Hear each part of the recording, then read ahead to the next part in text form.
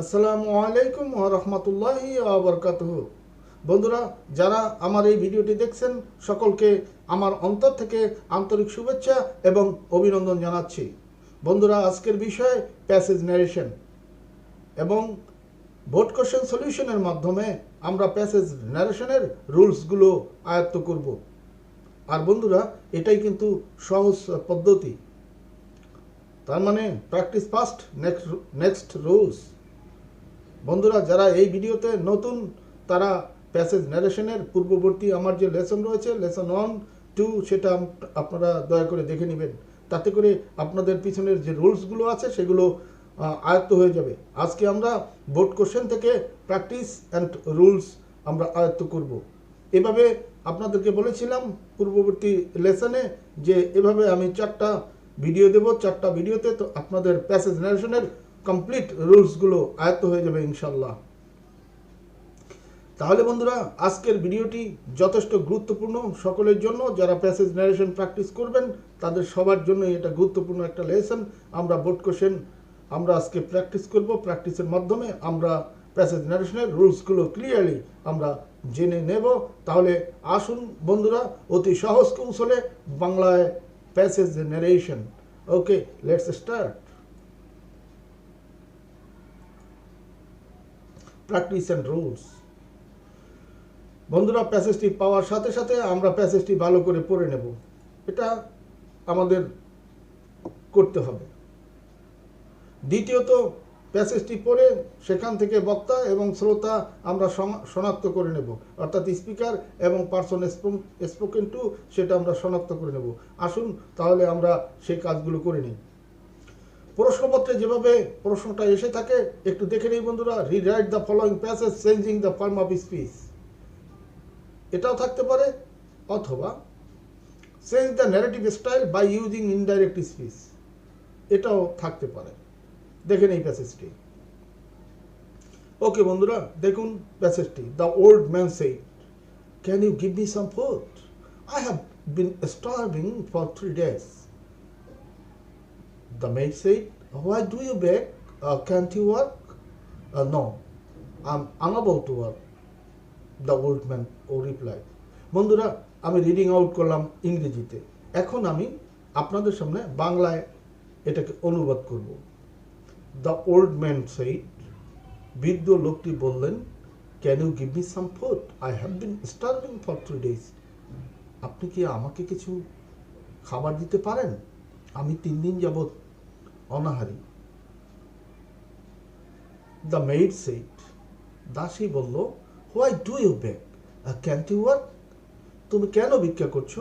তুমি কি কাজ করতে পারো না? No, I am unable to work, the old man replied.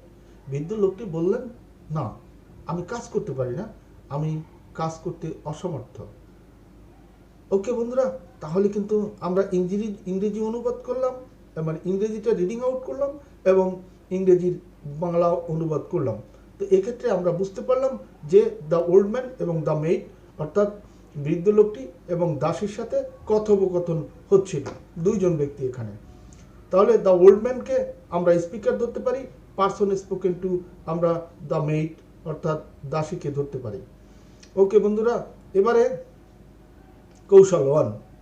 কৌশল 1 বন্ধুরা, সেন্টেন্স ন্যারেশনে যেমন রিপোর্টিং ভার্ব চেঞ্জিংয়ের একটা বিষয় ছিল, প্যাসেজ ন্যারেশনেও তাই। ডাইরেক্ট থেকে ইনডাইরেক্ট করতে গেলে রিপোর্টিং ভার্ব অবশ্যই চেঞ্জ করতে হয়।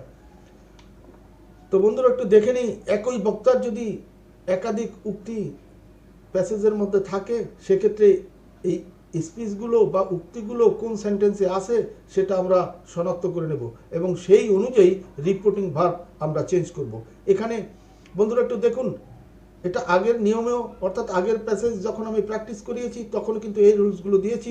সুতরাং এক্ষেত্রে কিন্তু আমরা বেশি সময় নষ্ট করব না, শুধুমাত্র আপনাদেরকে আমি একটু ডাইরেকশন দিয়ে যাব যে আপনারা এটা দেখে নেবেন। অ্যাসার্টিভ সেন্টেন্সের একাধিক উক্তি হলে প্রথম উক্তিটির জন্য reporting verb said or told, এটা কিন্তু আমরা আগেই পড়েছি। দ্বিতীয় উক্তির জন্য অ্যান্ড অ্যাডেড এবং তৃতীয় উক্তির জন্য and also or again or further added যুক্ত করতে হয়। তো সুতরাং বন্ধুরা, আমরা এটা আগের প্যাসেজেও আমরা এই নিয়মগুলো দেখেছি, তো এবারেও আমরা এটা রিপিট করলাম। এবারে দেখব যদি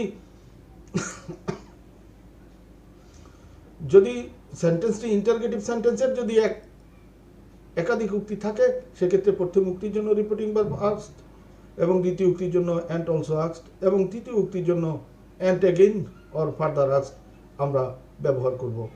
ওকে বন্ধুরা, আলোচ্য যে সমস্যাটি আছে সেটাকে আমরা আজকে সমাধান করব। এই সমস্যার মধ্যে রিপোর্টিং ভার্ব আছে সেইড, আমরা সেইড যেটা সেন্টেন্স অনুযায়ী আমরা এটা পরিবর্তন করে নেব।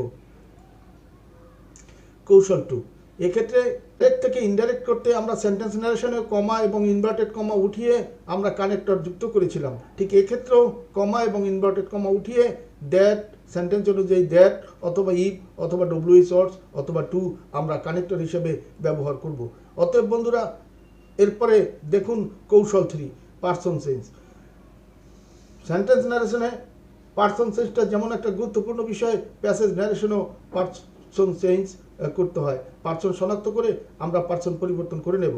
বন্ধুরা, আমরা দেখি তাহলে প্যাসেজটি আমাদের সামনে হাজির। সুতরাং এই প্যাসেজ থেকে আমরা পার্সন শনাক্ত করে নেই। প্রথমেই the old man said can you give me some food, এখানে ইউটা আমাদের পরিবর্তন করতে হবে, মি পরিবর্তন করতে হবে। I have been starving for 3 days, এখানে আই এটা পরিবর্তন করতে হবে। The maid said why do you beg, এখানে ইউ পরিবর্তন করতে হবে। No I am unable to work, the old man replied, এক্ষেত্রে আই পরিবর্তন করতে হবে। যেগুলো পার্সন পরিবর্তন করতে হবে আমি এখানে লাল কালি দিয়ে রেখেছি, বন্ধুরা একটু ভালো করে লক্ষ্য করুন। আমরা একটু দেখে নিলাম, শুধু ওয়াজ করে নিলাম। ওকে বন্ধুরা, নেক্সট কৌশল 4, টেন্সেস। নিশ্চয়ই আমাদের যে নিয়মগুলো সেক্ষেত্রে যে টেন্সগুলোর মুড বা ক্রিয়ার ধরন বা ভাব বুঝে আমাদের টেন্স পরিবর্তন করতে হবে। তো ওকে বন্ধুরা, এখানে ডাইরেক্ট যে স্পিচটা আমরা যেটাকে সমাধান করব সেটা টেন্স যে পরিবর্তন করব, কোন কোন জায়গায় টেন্স পরিবর্তন হবে সেটা একটু আমরা দেখে নিই। এখানে লাল কালি দিয়ে আমাদের চিহ্নিত করা আছে। বন্ধুরা, আপনারা একটু লক্ষ্য করে দেখে নেবেন, দরকার হয় মোবাইলের মনিটরটা একটু বড় করে নেবেন।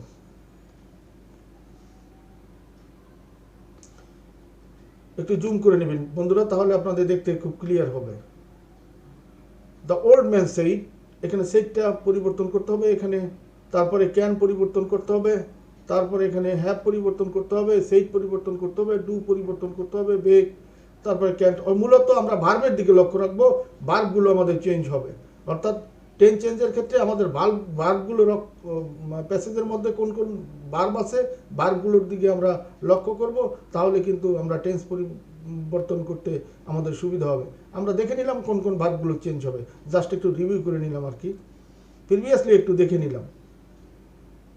এবারে বন্ধুরা কৌশল 5, অ্যাডভার্বিয়াল চেঞ্জ।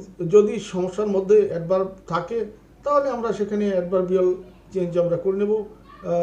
আলোচ্য সমস্যাটি পরিবর্তন মানে অ্যাডভার্ব চেঞ্জ করার মতো কোনো অ্যাডভার্ব এখানে নেই, সুতরাং আমাদের এটা নিয়ে ভাবনাও নেই।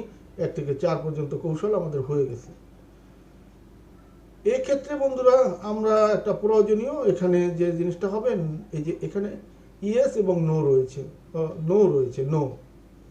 তো এই নো এর জন্য আমাদের একটা প্যাসেজ ন্যারেশনে একটা এটার জন্য, অর্থাৎ আগের যে প্যাসেজটা ছিল সেখানে যে নিয়মগুলো আমি ব্যবহার করছি তার থেকে একটু অতিরিক্ত একটা নিয়ম এখানে যুক্ত হয়েছে, সেটা হচ্ছে নো।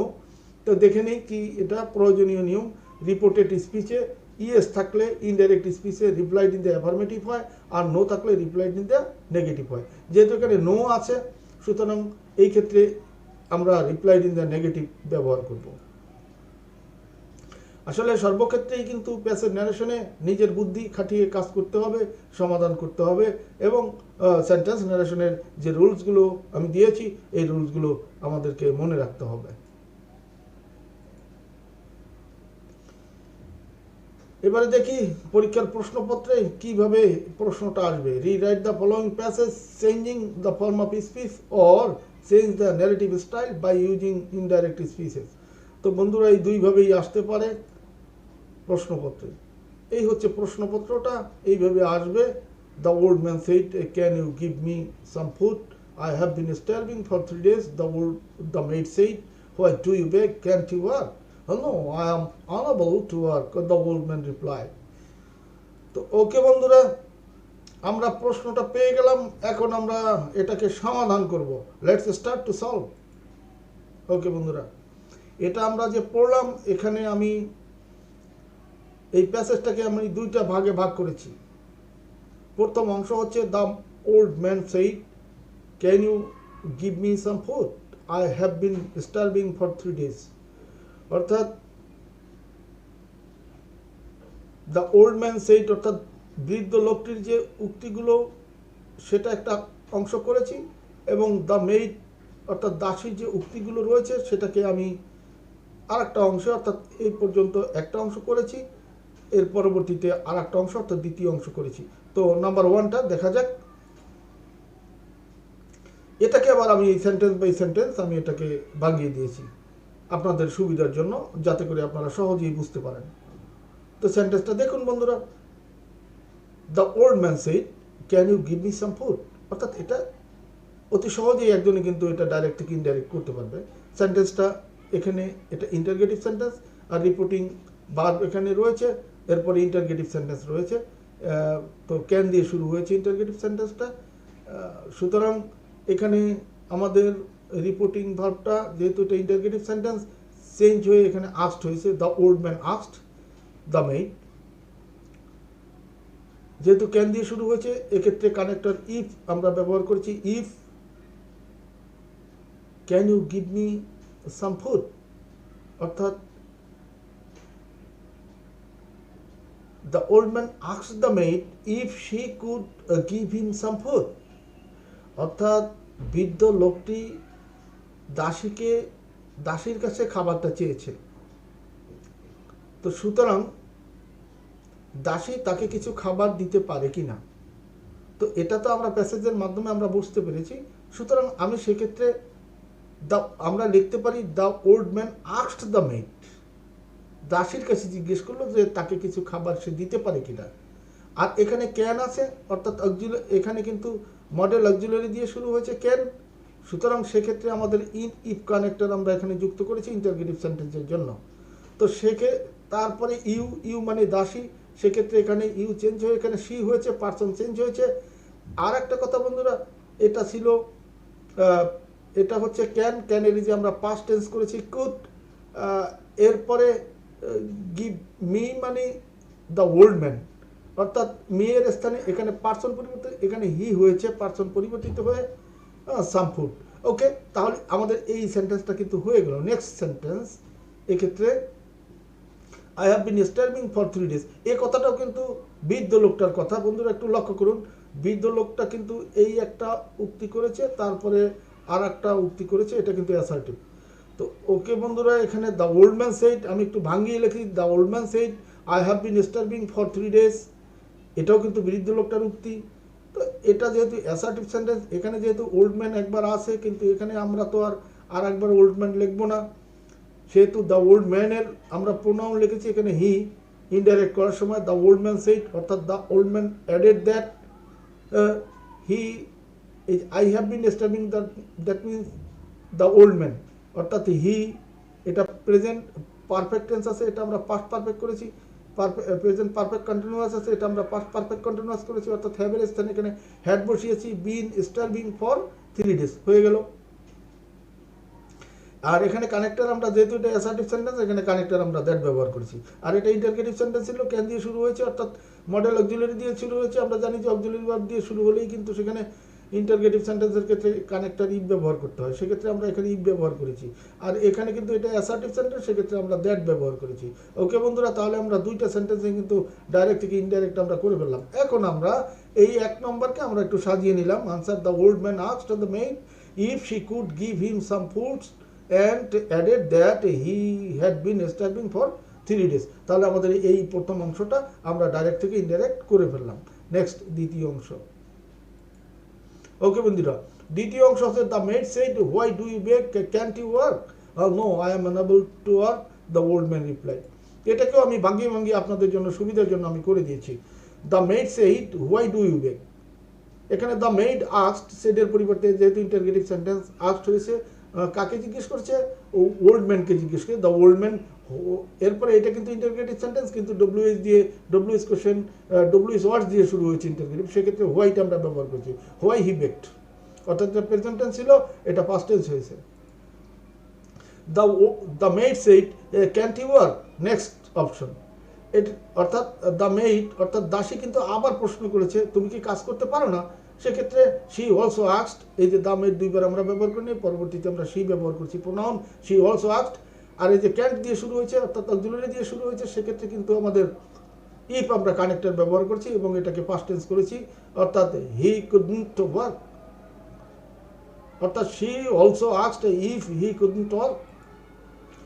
এর পরবর্তীতে বন্ধুরা দেখুন একটু, the old man replied no I am unable to work.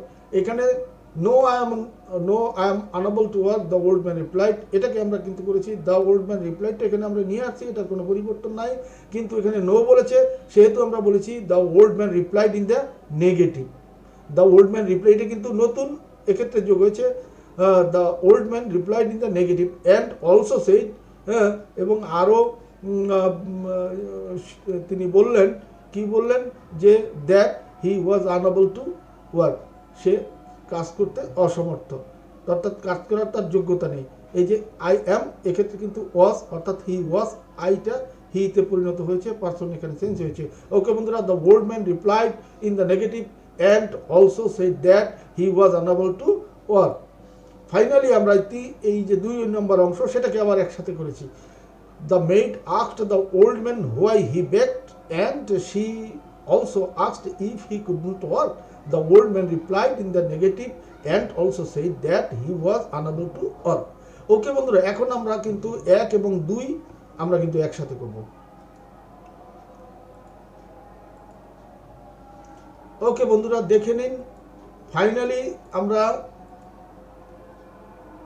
Answer 1 এবং আনসার 2 এখানে আমরা যোগ করেছি, তারপরে আমরা লিখে দিয়েছি, অর্থাৎ আমাদের প্যাসেজ ন্যারেশনটি আমাদের okay. The old man asked the maid if he could give him some food and added that he had been starving for 3 days. The maid asked the old man why he begged and she also asked if he couldn't work. The old man replied in the negative and also said that he was unable to work.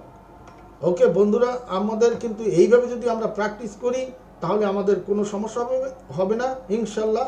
এরকম 4টা passage আমি প্রথমেই প্র্যাকটিসের মাধ্যমে আমরা রুলসগুলো আয়ত্ত করে নেব।